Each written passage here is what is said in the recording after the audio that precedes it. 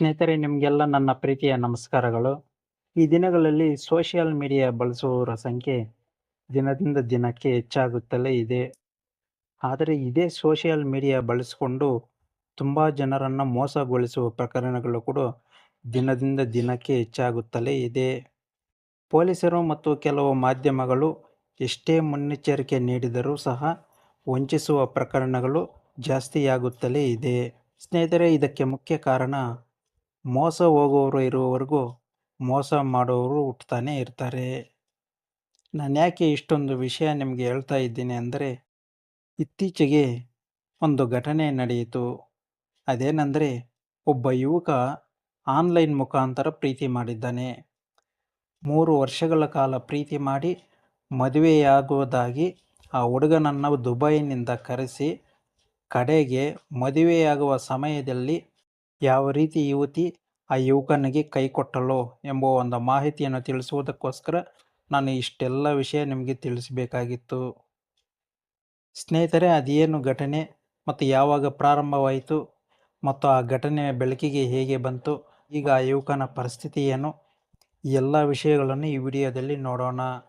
ಸ್ನೇಹಿತರೆ, ಅದಕ್ಕೂ ಮುಂಚೆ ನೀವೇನಾದರೂ ನಮ್ಮ ಚಾನಲ್ನ ಇನ್ನೂ ಹೊಸದಾಗಿ ನೋಡ್ತಾ ಇದ್ದರೆ ಈ ಕೂಡಲೇ ಸಬ್ಸ್ಕ್ರೈಬ್ ಮಾಡಿಕೊಳ್ಳಿ ಮತ್ತು ವಿಡಿಯೋಗೊಂದು ಲೈಕ್ ಕೊಡಿ. ಬನ್ನಿ ಸ್ನೇಹಿತರೆ, ಆ ಘಟನೆಯ ಬಗ್ಗೆ ನೋಡೋಣ. ಹುಡುಗನ ಹೆಸರು ದೀಪಕ್.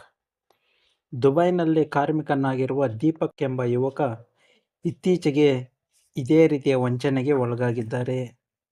ಪಂಜಾಬ್ನ ಮಂಡಿಯಾಲಿ ಗ್ರಾಮದವರಾದ ದೀಪಕ್ ಕೆಲ ದಿನಗಳಿಂದ ದುಬೈನಲ್ಲಿ ಕೆಲಸ ಮಾಡುತ್ತಿದ್ದರು. 3 ವರ್ಷಗಳ ಹಿಂದೆ ದೀಪಕ್ಗೆ ಇನ್ಸ್ಟಾಗ್ರಾಮ್ನಲ್ಲಿ ಮನ್ಪ್ರೀತ್ ಕೌರ್ ಎಂಬ ಯುವತಿ ಪರಿಚಯವಾಯಿತು. ಪರಿಚಯ ಪ್ರೇಮಕ್ಕೆ ತಿರುಗಿತು. 3 ವರ್ಷಗಳ ಕಾಲ ಆನ್ಲೈನ್ನಲ್ಲಿ ಪ್ರೀತಿಸಿದ ಇಬ್ಬರು ಕೊನೆಗೆ ಮದುವೆಯಾಗಲು ನಿರ್ಧರಿಸಿದರು. ದೀಪಕ್ ಹೇಳುವ ಪ್ರಕಾರ, ಮನ್ಪ್ರೀತ್ ತಾನು ಫಿರೋಜ್ಪುರದಲ್ಲಿ ವಕೀಲ ವೃತ್ತಿ ಮಾಡುತ್ತಿದ್ದೆ, ಅಂದರೆ ಲಾಯರ್ ಕೆಲಸ ಮಾಡುತ್ತಿದ್ದೆ ಎಂದು ಹೇಳಿಕೊಂಡಿದ್ದಳು. ಇಬ್ಬರೂ ಈ 3 ವರ್ಷದಲ್ಲಿ ಒಮ್ಮೆಯೂ ಪರಸ್ಪರ ಭೇಟಿಯಾಗಿರಲಿಲ್ಲ. ಇದೇ ಡಿಸೆಂಬರ್ 6, 2024ಕ್ಕೆ ಮದುವೆ ಫಿಕ್ಸ್ ಆಗಿತ್ತು. ಮದುವೆಗೆ ಒಂದು ತಿಂಗಳು ಮುಂಚೆಯೇ ನವೆಂಬರ್ 6, 2024ರಂದು ದೀಪಕ್ ಪಂಜಾಬ್ಗೆ ದುಬೈನಿಂದ ಬಂದಿದ್ದ. ಮದುವೆಯ ದಿನದಂದು ಜಲಂಧರ್ ಜಿಲ್ಲೆಯ ತಮ್ಮ ಗ್ರಾಮ ಮಂಡಿಯಾಲಿಯಿಂದ ಪ್ರೇಯಸಿ ಮನ್ಪ್ರೀತ್ ಮೊಗಾ ನಗರಕ್ಕೆ ದೀಪಕ್ನ ಸ್ನೇಹಿತರು ಮತ್ತು ನೆಂಟರು ಸೇರಿ 150 ಜನರೊಂದಿಗೆ ದೀಪಕ್ ಮೆರವಣಿಗೆ ಹೊರಟರು.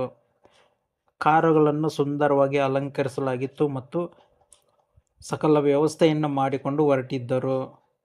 ಮದುವೆಗೆ ಎಲ್ಲ ತಯಾರಿ ಮಾಡಿಕೊಳ್ಳಲಾಗಿದೆ ಎಂದೇಳಿ ಮಂಟಪದ ವಿಳಾಸವನ್ನು ಈ ಮನ್ಪ್ರೀತಳು ನೀಡಿದ್ದಳು. ದೀಪಕ್ ಮತ್ತು ಆತನ ಕುಟುಂಬದವರು ಮದುವೆಗೆಂದು ಪಂಜಾಬ್ನಿಂದ ಮೊಗಾಕ್ಕೆ ಬಂದರು.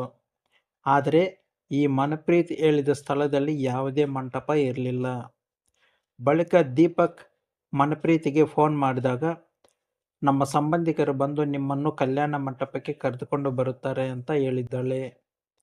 ಆದರೆ ಸಂಜೆ ಸುಮಾರು 5 ಗಂಟೆ ಸಮಯ ಕಾದರೂ ಯಾರೂ ಅವರ ನೆಂಟರು ಕರೆದುಕೊಂಡು ಹೋಗಲು ಬರಲಿಲ್ಲ. ದೀಪಕ್ಗೆ ಗಾಬರಿಯಾಗಿದೆ.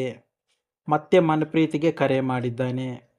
ಆದರೆ ಆಕೆ ಕೆಲ ನಿಮಿಷಗಳ ಹಿಂದೆಯೇ ತನ್ನ ಫೋನನ್ನು ಸ್ವಿಚ್ ಆಫ್ ಮಾಡಿಕೊಂಡಿದ್ದಾಳೆ. ಕೊನೆಗೆ ಏನು ಮಾಡಬೇಕೆಂದು ಅಲ್ಲಿ ಬಂದಿರುವ ನೆಂಟರು, ಸ್ನೇಹಿತರು ಮತ್ತು ದೀಪಕ್ಗೆ ಗೊತ್ತಾಗಲಿಲ್ಲ. ಕೊನೆಗೆ ಅಲ್ಲಿಯೇ ಸಮೀಪದ ಇರುವ ಪೊಲೀಸ್ ಠಾಣೆಗೆ ಹೋಗಿ ದೂರು ದಾಖಲಿಸಿದರು. ಮದುವೆ ಖರ್ಚಿಗೆಂದು ಮನ್ಪ್ರೀತಿಗೆ 50,000 ರೂಪಾಯಿ ನೀಡಿದ್ದಾಗಿ ದೀಪಕ್ ದೂರಿನಲ್ಲಿ ಹೇಳಿದ್ದಾರೆ. ಮದುವೆಯ ಅಲಂಕಾರ ಮತ್ತು ಸಿಹಿ ತಿಂಡಿ ಮತ್ತು ಫೋಟೋಗ್ರಾಫರ್ಗೆ ಮದುವೆಗೆ ಸಾಕಷ್ಟು ಹಣ ಖರ್ಚು ಮಾಡಿದ್ದೇವೆ ಎಂದು ದೀಪಕ್ ತಂದೆ ಪ್ರೇಮ್ಚಂದ್ ಹೇಳಿದ್ದಾರೆ. ಈ ನಡುವೆ ಮನ್ಪ್ರೀತಳು ನಾಪತ್ತೆಯಾಗಿದ್ದಾಳೆ. ಪೊಲೀಸರು ಈ ಪ್ರಕರಣವನ್ನು ಗಂಭೀರವಾಗಿ ಪರಿಗಣಿಸಿದ್ದು ತನಿಖೆ ಮುಂದುವರಿಸಿದ್ದಾರೆ. ಮನ್ಪ್ರೀತ್ ಅವರ ಫೋನ್ ಸಂಖ್ಯೆ ಮತ್ತು ಕರೆ ದಾಖಲೆಗಳನ್ನು ಆಧರಿಸಿ ಆಕೆಯನ್ನು ಪತ್ತೆ ಹಚ್ಚಲು ಮುಂದಾಗಿದ್ದಾರೆ.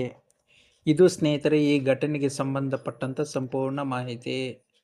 ಇನ್ನಾದರೂ ಸ್ನೇಹಿತರೆ, ಈ ಘಟನೆಯಿಂದ ಎಚ್ಚೆತ್ತುಕೊಂಡು ಸೋಷಿಯಲ್ ಮೀಡಿಯಾದಲ್ಲಿ ಪರಿಚಯವಾದ ವ್ಯಕ್ತಿಗಳನ್ನು ಹಿಂದೆ ಮುಂದೆ ನೋಡದೆ ಮತ್ತು ಅವರ ವಿಷಯವನ್ನು ಸಂಪೂರ್ಣವಾಗಿ ತಿಳಿದುಕೊಳ್ಳದೆ ನಂಬಿದರೆ ಇಂತಹ ವಂಚನೆಗಳು ಆಗುತ್ತವೆ ಎಂದು ಹೇಳುತ್ತಾ ವಿಡಿಯೋವನ್ನು ಮುಗಿಸ್ತಾ ಇದ್ದೀನಿ.